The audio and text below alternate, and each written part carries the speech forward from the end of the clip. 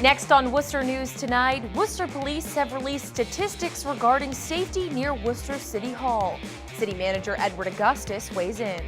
Plus, a Shrewsbury man facing charges in a woman's death in the city, what the victim's mother is saying.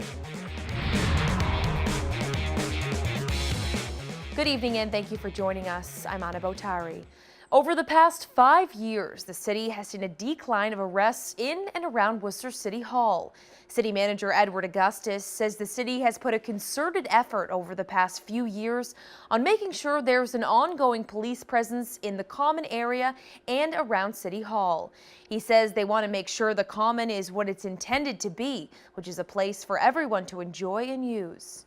No, go ahead. The police department has been very kind of proactive in their strategies to make sure that people can certainly come and enjoy the park, but it's not for sleeping, drug activity, or any other kind of things that are inconsistent with what a public space is supposed to be all about.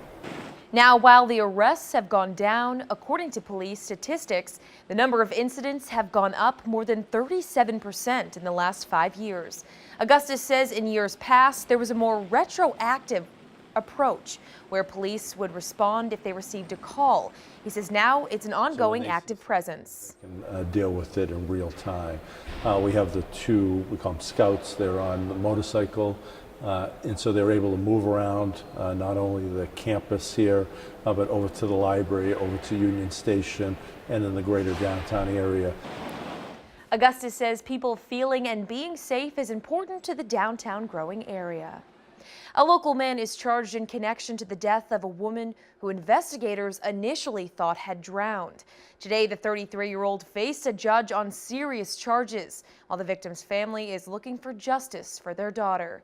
Our Rosalind Flaherty was in court today and has more. 33-year-old Joseph Dalrymple shakes his head in Worcester District Court. He is charged with strangling Marlene Blue. Her body was found in Lake Quinsigamond almost a week ago. The decedent's hyoid bone in her neck was fractured. There was some trauma observed to the back of the neck as well as the front forehead area. Prosecutors say he was the last person to see the 38-year-old alive, and witnesses say they saw the two together. Dalrymple admitted to police he met Blue at the park. He also admitted the two had sex, but he denied strangling her. Blue's family was visibly upset outside the courtroom. I've gone through the crying and the numbness. Now I'm just pissed. Police originally thought Blue died of an accidental drowning, but her mom, Deborah Christensen, says she knew something was suspicious. Marlene could swim very well. This isn't Dalrymple's first run-in with the law. According to court documents, he was charged with assault and battery on his girlfriend in 2010. The charges were later dismissed. We went to his house Friday, but no one answered the door. It's unclear what the relationship was between Dalrymple and Blue. Christensen says she doesn't know Dalrymple and only wants justice for her daughter. If nothing else I can give her justice. Rosalind Flaherty, Worcester News Tonight. A 21-year-old Worcester man is arraigned on multiple charges Friday for his role in a fatal pedestrian accident. Prosecutors say Tyler Hamilton was texting behind the wheel just before he struck and killed Gabriella Lowell on Grafton Street in June. They say Lowell was in a crosswalk when she was struck by Hamilton's car. He's charged with motor vehicle homicide by negligent driving. Hamilton is due back in court September 11th. It's been 25 years since Holley Pyrenean was reported missing. The 10-year-old was on vacation with her family in Sturbridge when she and her younger brother went to look at puppies. Her brother returned, but Holley did not. Her grandmother says she hopes there's someone out there who saw something or knows something and is willing to speak up. A lot of child molesters out in that area. We're hoping that it will jiggle somebody's mind. Maybe there was something that they didn't think was important at the time, but now when they think back over 25 years, you know, there may be something and we would appreciate a call. Her remains were found in Brimfield a few months after she went missing. No one has ever been charged in the case. Anyone with information is asked to call the Hampden County State Police Detective Unit. A state representative seat is open in the 17th Worcester District after Kate Campanelli announced her run for the Register of Deeds. 3 Democrats and 1 Republican are running. All have goals to help improve the district. And for the Democrats facing a primary election, the time is now to make their case to potential voters. Our Brittany Schaefer has more. The race is heating up between Democratic candidates for state representative in the 17th Worcester District. Pam Jem, Stu Loosemore, and David LaBeouf are hoping to win the primary election next month. I'm a little biased. Voting for me is maybe a little bit more important than voting for other people. Vote for Pam Jem September 4th, for sure. Plugs aside, the candidates are all serious about improving the district. All 3 are campaigning for more school funding, but also have different priorities. They have universal pre-kindergarten. There are so many families in our district that are spending more money on their daycare payments than their rent or their mortgage. I see firsthand, being a social worker, what the opiate crisis has done, and that's an issue I'd really love to work on. We're making sure that we have high quality, good paying, local jobs. The 17th Worcester District is the only contested race in the city. The candidates say it's all about representing the community. Ultimately, as a representative, you're there for them. You're there to represent them. You're there to fight for them. It's the people that matter to me. I put people before politics.